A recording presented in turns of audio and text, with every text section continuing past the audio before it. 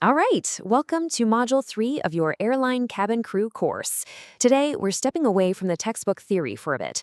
As part of your pre-session tasks, we really need to nail down the grounded operational reality of what it actually means to communicate at 30,000 feet. So settle in, get focused, and let's examine what actually happens the second those aircraft doors close.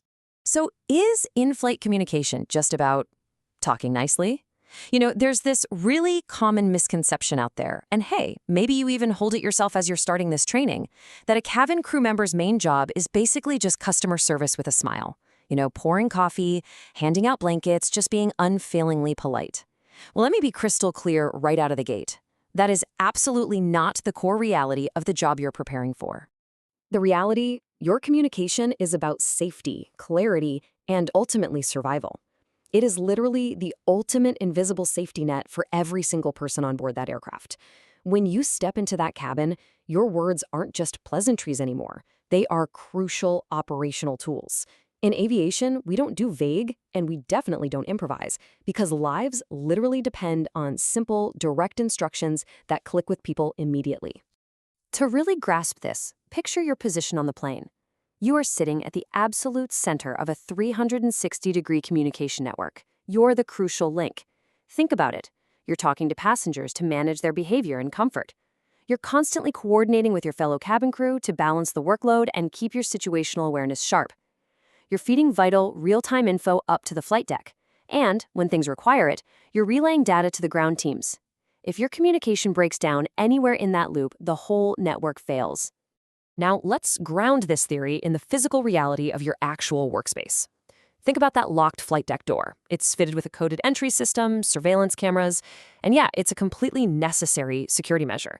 But it immediately creates this massive physical hurdle for communication. You can't just stroll up and tap the captain on the shoulder anymore. You're working in a totally separate part of the aircraft from the folks actually flying it, which means a huge chunk of your contact is going to rely heavily on the interphone system. And beyond just that physical door, there's a strict procedural and really mental barrier that we call the sterile flight deck. This kicks in during critical phases of flight, usually under 10,000 feet, so mostly during takeoff and landing. During this window, the flight crew has 3 very strict, non-negotiable priorities. Aviate, to keep the plane in the sky. Navigate, to point it in the right direction. And then communicate. Because communication is dead last on their list, you simply do not contact them during the sterile period, unless, of course, it is a life-threatening emergency. So how do we actually bridge those physical and procedural gaps like professionals? Well, we use a structured system called Threat and Error Management, or TEM for short. This framework is essentially your playbook for how crews bypass these barriers to spot latent conditions and then manage them long before they spiral into critical emergencies. Really, it's the gold standard in the industry for keeping the aircraft safe. The ABCs of this TEM framework, totally non-negotiable. First up, you actively monitor and assess potential sources of error. Second, you balance the available barriers to avoid and trap those errors. And third, and this is the big one, you communicate threats and intentions quickly. Listen, if you see something off, you assertively report it. Staying quiet because you're afraid of losing face or looking like a rookie to your seniors, never an option. Actually, let me rephrase that. Assertively reporting a minor issue is always better than letting a potential threat compromise the safety of your aircraft. All right, let's shift gears and talk about how you actually deliver your message. Now, for a generation that basically grew up on text-based digital communication, this is a pretty startling reality check in human factors. When you're interacting with passengers face-to-face, the actual words you choose, they only make up about 7% of your message. Yep, just 7%. A whopping 93% of what you communicate is entirely nonverbal. We're talking about your body language, your posture, your eye contact, and yes, the deep, calm tone of your voice. And because of this 93% rule, passengers are constantly watching you, even when you think you're just standing there. In the industry, we call this the halo effect. Basically, they're judging your professionalism by everything they see. Little tired behaviors, an eye roll, a heavy sigh, crossing your arms, these send massive unspoken messages. A passenger is going to see a sigh as you just not caring, or folded arms as a physical defensive wall. Without even realizing it, you can escalate cabin tension before you've even opened your mouth. You also have to be acutely aware of who exactly you're communicating with. Remember, you're going to have passengers from every single corner of the globe from totally different social backgrounds. And while a genuine, welcoming smile is pretty much a universal tool to put people at ease, you've got to be careful with your hands. Seemingly harmless gestures, like a peace sign or a quick thumbs up, can actually cause deep cultural offense, entirely depending on where that passenger is from. The exact same thing goes for the OK sign or, crossing your fingers. Look, when you're in a confined metal tube, flying thousands of miles in the air with passengers who are already tired and stressed, cultural sensitivity isn't just some buzzword or a luxury. It is an absolute operational necessity.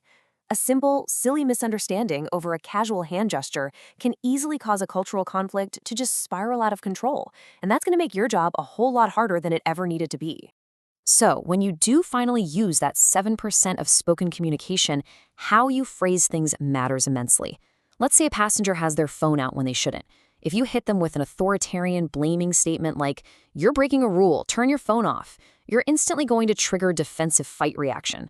Instead, if you use service-minded, assertive phrasing like, "It would be best to end the call shortly as cell phones should be turned off at this time," you actually influence their compliance. You're still enforcing the safety rules, absolutely, but you're doing it without sparking a useless conflict. Now, there is a vital shift you have to be completely prepared for. It's really the ultimate climax of your communication duties. See, normal operations, they require service-oriented behavior. We're talking polite requests, empathy, and careful de-escalation. But if an abnormal or emergency situation strikes, your communication style has to instantly and completely transform. You immediately shift to authoritative command. You stop making polite requests and you start giving firm, clear orders. You drop your voice, you use a strong tone to establish absolute control, and you direct them. Because in a life or death scenario, passenger compliance isn't optional anymore, it's mandatory. Which brings us to this final thought I want you to carry with you. During a flight, your words, your tone, and your presence can make passengers feel safe, respected, and guided. I really want you to let that sink in for a second. Out of all the high-tech, complex emergency equipment loaded onto that aircraft, your own presence, your situational awareness, and your communication skills are by far your most powerful tools. So as you prep for our upcoming class session, I want to leave you with a question to ponder from this explainer. When that flight deck door rocks and you become the ultimate authority in that cabin, exactly what kind of presence are you going to choose to project?